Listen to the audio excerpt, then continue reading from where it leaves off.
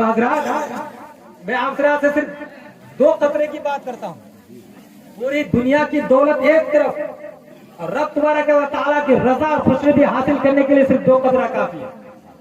अब वो क्या है? वो ये है कि जब कोई बंदा दीने इस्लाम की खातिर शहीद हो जाए, और शहीद का मकाम ये है कि जैसे ही जिस्म से खून निकलकर जमीन पर गिरता है वैसे रब तबारक व तआला का दीदार। अब दूसरा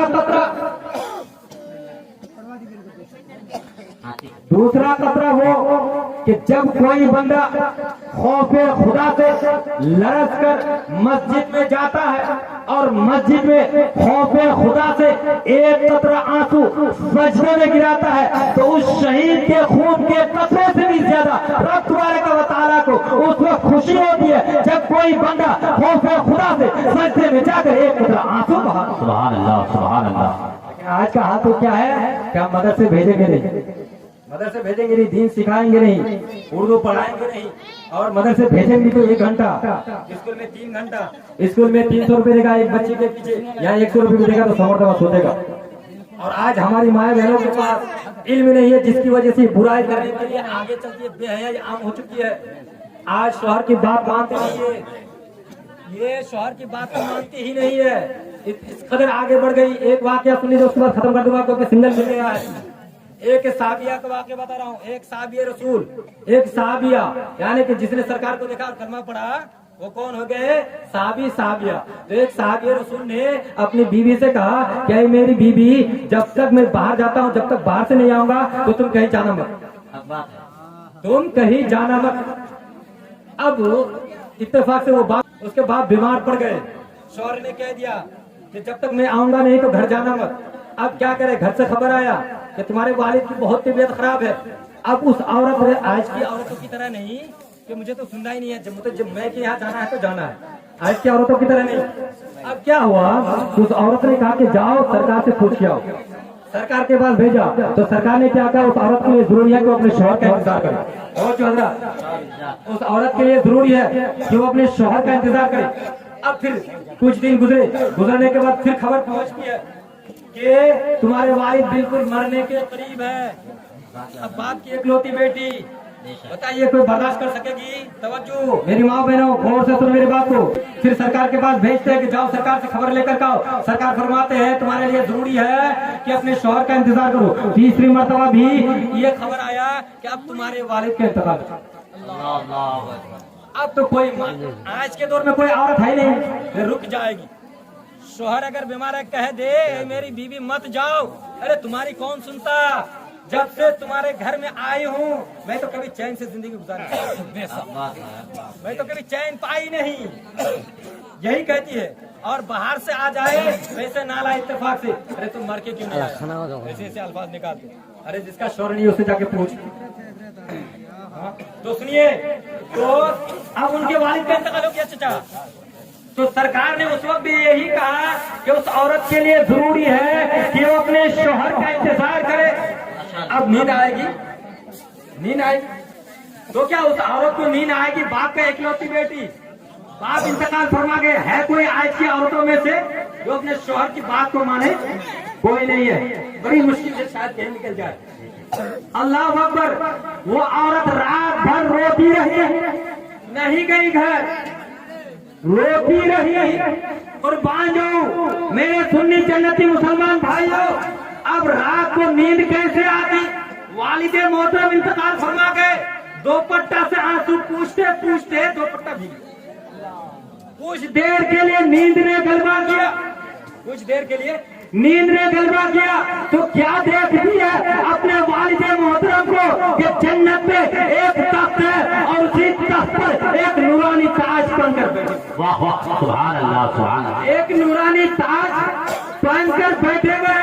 तो बेटी ने अर्ज किया, अब्बू जान आप जन्नत कैसे पहुंच गए? तो उनके वालिद ने अर्ज किया, बेटी मैं जन्नत में जो पहुंचा हूँ इसमें मेरा कमाल नहीं है, इसमें तो तेरा कमाल है। बेटी ने अर्ज की, ऐ मेरे अब्बू जान इसमें मेरा क्या कमाल है? अब उनके वालिद मोहतरम अर्ज करते हैं, बेटी तेरा कमाल ये है कि तूने अपने शौहर की इस कदर खिदमत की, तूने अपने शौहर की इस कदर फरमा बरदारी की कि तेरी ये मोहब्बत रब तबारक व तआला को इस कदर अच्छा लगा कि तेरी इस मोहब्बत की वजह से, तेरे शौहर के इस फरमा बरदारी की वजह से, तेरी मोहब्बत की वजह से अल्लाह तबारक व तआला ने मुझे बख्श कर जन्नत अता की। सुभान अल्लाह, सुभान अल्लाह। लेकिन आज की माए मानेगी नहीं, शौहर के कदमों के नीचे आप लोगों की जन्नत है। तवज्जो हज़रात, बस खत्म। शौहर के कदमों के नीचे जन्नत है। अगर शौहर कह दे आपने तवे पर रोटी डाल दी, शौहर ने आवाज दे दी तो जल्दी भी रोटी को छोड़ दे, अपने शौहर की खिदमत में हाजिर हो जाए, शौहर की खिदमत में हाजिर हो जाए। अगर आपने नफिल रोजा रखिए, नफिल रोजे की बात करता हूँ, नफिल रोजा रखी है और शौहर को पता नहीं, शौहर को ख्वाहिश पैदा हो गई, शौहर ने आवाज दे दी, तो बीवी के लिए जरूरी है कि वो रोजा को तोड़ दे, अपने शौहर की खिदमत में हाजिर हो जाए। अगर आप नफिल नमाज पढ़ रही है और शौहर को ख्वाहिश पैदा हो गई, शौहर ने आवाज दे दी तो नफिल नमाज को तोड़ दे और शौहर की खिदमत में लब्बैक कहती हुई हाजिर हो जाए। सिर्फ यही तक नहीं, अरे शौहर का मकाम तो इतना है कि अगर किसी के शौहर में कोई घाव थोड़ा खुशी हो जाए और उस घाव से पीप बहने लगे, सिर्फ पीप बहने लगे, हालांकि कोई मर्द ऐसा नहीं करते, लेकिन एक मकाम बताने के लिए रिवायत में आया है, अगर किसी के शौहर में कोई घाव हो जाए और उसे पीप बहने लगे और औरत उसको चाट कर साफ कर दे, फिर भी शौहर का हक अदा नहीं कर सकते। आज हमारी माँ बहने इतना क्यों बिगड़ी है? किसी को पता नहीं है कि गुसल का तरीका क्या, वुज़ू का तरीका क्या, कपड़ा पहनने का ढंग क्या। आज ये पतला बड़ा बारीक और कपड़ा लिबास पहनकर घूमती है ना, ये सर के बालों पे डिजाइन कहाँ से आए? मोबाइल की वजह से। आज जो हमारे हिंदुस्तान में आग लगी है, इसी मोबाइल की वजह से आग लगी। अगर मोबाइल को अच्छी जगह पर यूज करोगे, बस ये बात आखिरी, तो इंसान बन जाओगे, और मोबाइल को गलत जगह पर यूज करोगे तो जहन्नम पहुंच जाओगे।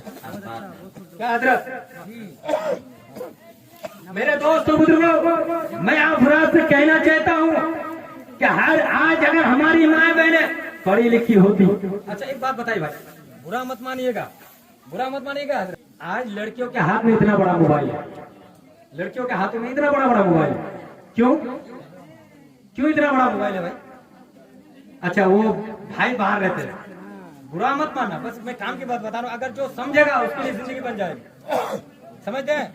इतना बड़ा मोबाइल लड़कियों के पास क्यों? क्या भाई बाहर रहते तो बाप के मोबाइल से बात नहीं कर सकती? भाई बाहर रहते हैं तो बाप के मोबाइल से बात कर सकती है ना।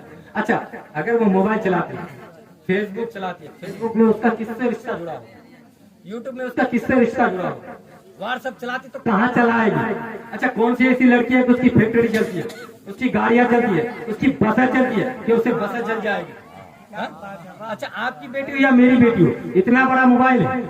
अब मोबाइल के चक्कर में किसी गैर मजहब काफिर के साथ भागते, गाँव वालों को डुबा नहीं। आज समाज के अंदर जो आग लगी है, इसी मोबाइल की वजह से लगी है। काश आज अगर हम अपनी माँ बहनों को कुरान पढ़वा देते, कानून शरीयत पढ़वा देते, अनवार शरीयत पढ़वा देते, हजरत फातिमा की सीरत को पढ़वा देते, माँ आयशा की सीरत को पढ़वा देते, खदीजतुल कुबरा की सीरत को पढ़वा देते। अरे मेरी माँ और बहनों, मेरी बात को गौर से सुनो, तो ये नौबत देखने को नहीं मिलता। काश आज अगर हमारी माँ बहन कुरान पढ़ी लिखी होती, हजरत फातिमा की सीरत को पढ़ती, तो ऐसी लड़की, ऐसी औरत जब घर में होती, ऐसी लड़की जब कुरान की तिलावत करती, घर में होती तो अल्लाह की रहमत बरसती, और जब शादी होती तो नियामत बनती, और जब ऐसी लड़की माँ बनती तो उसी के कदमों के नीचे जन्नत। सुभान अल्लाह, सुभान अल्लाह, बहुत धन्यवाद। वाखिर दावाना अनिल हम्दुलिल्लाहि रब्बिल आलमीन, अस्तगफिरुल्लाह रब्बी व अतूबु इलैह।